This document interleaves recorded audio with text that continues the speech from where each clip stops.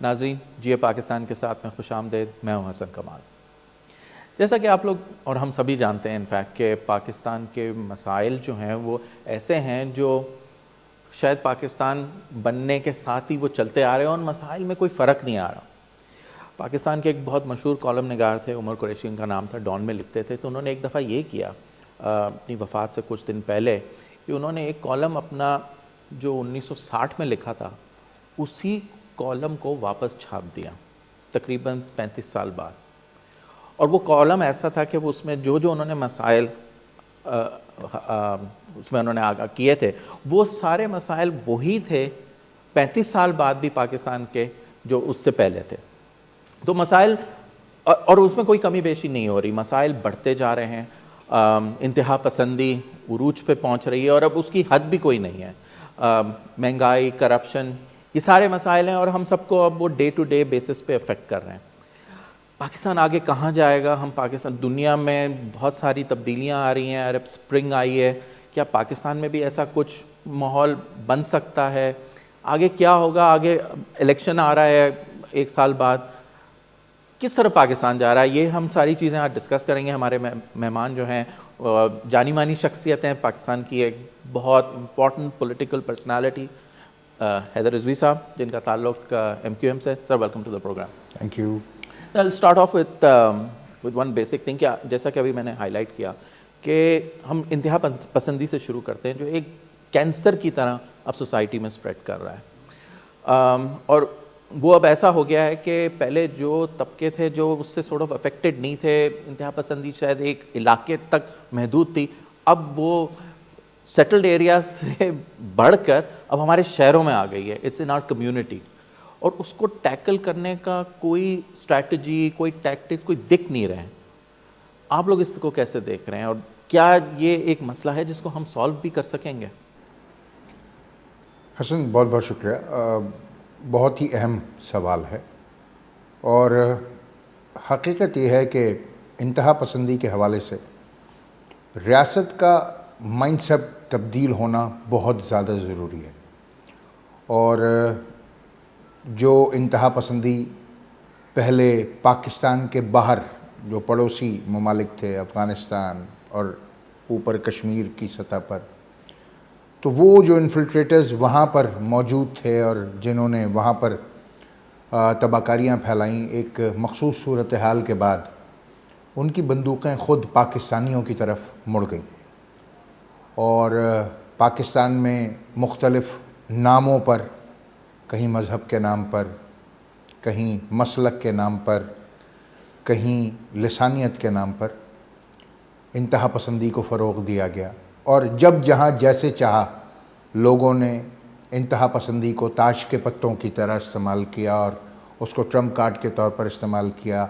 اب تو صورتحال یہاں تک ہے الیکشنز میں بھی لوگ اس بات کو معیوب نہیں سمجھتے، یہاں تک کہ پاکستان کی so called liberal and secular parties بھی، کہ وہ الیکشنز کے دوران انتہا پسند لیڈروں سے جو دندناتے پھرتے ہیں ان سے جا کر ملیں اور ان سے اب سپورٹ ایکسٹینڈ کرنے کی بات کریں۔ اور اب تو یہ بات سارے میڈیا پر موجود ہے کہ تقریباً تمام ہی پنجاب میں خاص طور پر ان لیڈرز سے ملا جاتا ہے، ان سے پولیٹیکل سپورٹ، ان سے اسٹرینتھ، یہاں تک کہ ان سے ان کی جو انتہا پسندی کی طاقت ہے اس تک کو استعمال کیا جاتا ہے سیاست کے نام پر۔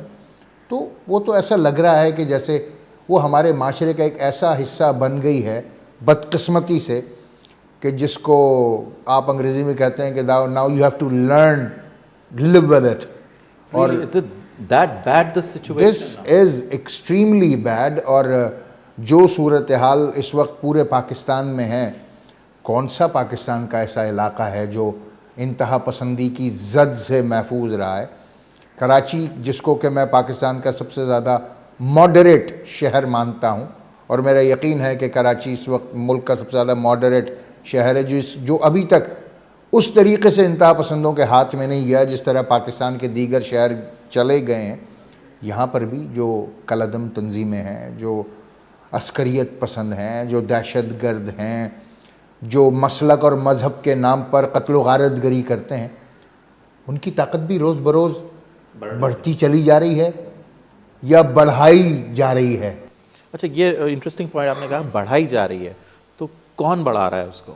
میں نے آپ سے پہلا ہی جملہ کہا تھا کہ اگر اس دہشت گردی کو، اس انتہا پسندی کو کم کرنا ہے، ختم کرنا ہے، تو ریاست کا مائنڈ سیٹ چینج کرنے کی انتہائی ضرورت ہے۔ تو سر، ریاست کا تو حصہ آپ کی پارٹی بھی ہے، اور آپ جس کولیشن کا پارٹ ہے وہ ان سیلف ریاست بن جاتی ہے، تو آپ لوگوں کے اینڈ پہ at least from your party point of view آپ لوگ کچھ اس پہ ایفرٹس کر رہے ہیں کہ کوئی چینج آئے، یا جو لوگ اس میں انوالوڈ ہیں ان تک ریچ کرنے کی، یا گورنمنٹ کا مائنڈ سیٹ چینج کرنے کی کوئی ایفرٹ ہو رہی ہے؟ لگ نہیں رہا بظاہر۔ میرے خیال سے جہاں جہاں تک ممکن ہو سکتا ہے، مجھے کہہ لینے دیجئے کہ ایم کیو ایم پاکستان کی وہ واحد سیاسی جماعت ہے جس کی نہ صرف ایفرٹس ہیں، آپ کو یاد ہوگا کہ صوفی محمد کی شریعت کو پاکستان میں نافذ کرنے کی کوشش کی جا رہی تھی، اور پوری پارلیمنٹ میں ریزولوشن بھی دے دیا تھا، اور شرم کی بات یہ ہے کہ 93% of the parliament have endorsed that. 93% of the parliament. M Q M was the only party who just stood up کہ ہم یہ چیز برداشت نہیں کر سکتے، اور ہم کسی قیمت پر پاکستان میں ڈبل سٹینڈرڈز جو ہے وہ دوہرا انصاف کا نظام اور دوہرا سیاسی نظام لاگو نہیں ہونے دیں گے، اور ہم اس کی قیمت بھی چکاتے ہیں۔ کراچی میں اگر جو ایم کیو ایم کا پاور بیس ہے، یہاں پر اگر کسی حد تک یہ دہشت گردی اور انتہا پسندی اور جنونیت اور مسلک اور مذہب کے نام پر جو قتل و غارت گری ہے، اگر یہ تھمی ہوئی ہے تو credit goes to M Q M. جتنی بھی اس حوالے سے لیجسلیشن ہوئی ہے، وہ اگر اس میں کوئی کسی پارٹی کا کوئی کنٹریبیوشن ہے تو وہ ایم کیو ایم کا ہے۔ مذہب اور مسلک سے دور ہو کر اگر اس ملک میں کوئی سیاست کرتا ہے تو M Q M, even gender باعث، ابھی آپ نے ضمنی انتخابات دیکھے، پاکستان کی most moderate and so called secular progressive political parties نے مردان میں اپنی عورتوں کو ووٹ نہیں ڈالنے دیا۔ Sir, do you actually are they really moderate اور سیکولر پارٹیز جن کے آپ ابھی ریفرنس دے رہے ہیں؟ They claim and everybody accept it۔ میرے ماننے سے کچھ نہیں ہوتا، میں تو ساری زندگی سے ریفیوٹ کر رہا ہوں، مگر ساری دنیا لکھ رہی ہے ان کو سیکولر، مان رہی ہے ماڈریٹ، کالم کے کالم بھرے ہوتے ہیں ان کی ماڈریٹزم اور سیکولرزم کے اور لبرلزم کے نام پر۔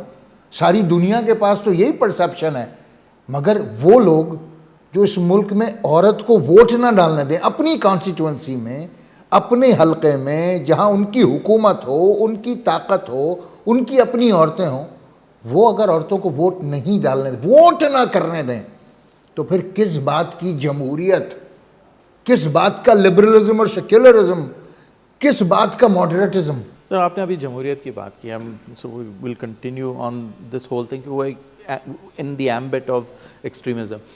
ابھی جمہوریت کی بات کی آپ نے، جیسا کہ سب جانتے ہیں کہ پولیٹیکل پارٹیز جو ہیں پاکستان کی، وہ ایک قسم کی سمجھیں پروپرائٹرشپ یا پرائیویٹ بزنس بن گئے، ٹھیک ہے نا، بارنگ ٹو پارٹیز، جو اسٹینسبلی ایک تو آپ کی ایم کیو ایم ہے اور دوسری جماعت اسلامی، ٹھیک ہے۔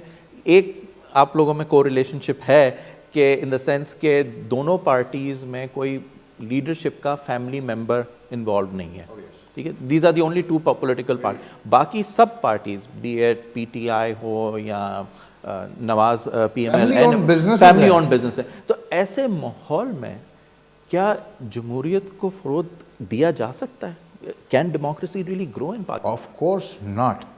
پاکستان کی ہر پولیٹیکل پارٹی، بدنصیبی یہ ہے کہ وہ جماعتیں جو اب آ رہی ہیں، ابھی پارلیمنٹ نہیں پہنچی ہیں، چینج کے نعرے کے ساتھ آ رہی ہیں، وہ بھی بزنس، فیملی بزنس اورینٹڈ ہے، ان کے بھی سارے خاندان کے جو، میں نے یہی کہا نا کہ barring M Q M and Jamaat Islami, باقی ساری جماعتیں جو ابھی پارلیمنٹ میں، ایون مجھے حیرت ہوتی ہے کہ جو چینج کے نعرے کے ساتھ آ رہے ہیں وہ بھی موروثیت کے ساتھ آ رہے ہیں۔ یہ چینج کا نعرہ ہم سب سن رہے ہیں، کسی کو سمجھ میں نہیں آ رہا کہ یہ چینج کا نعرہ کیا ہے۔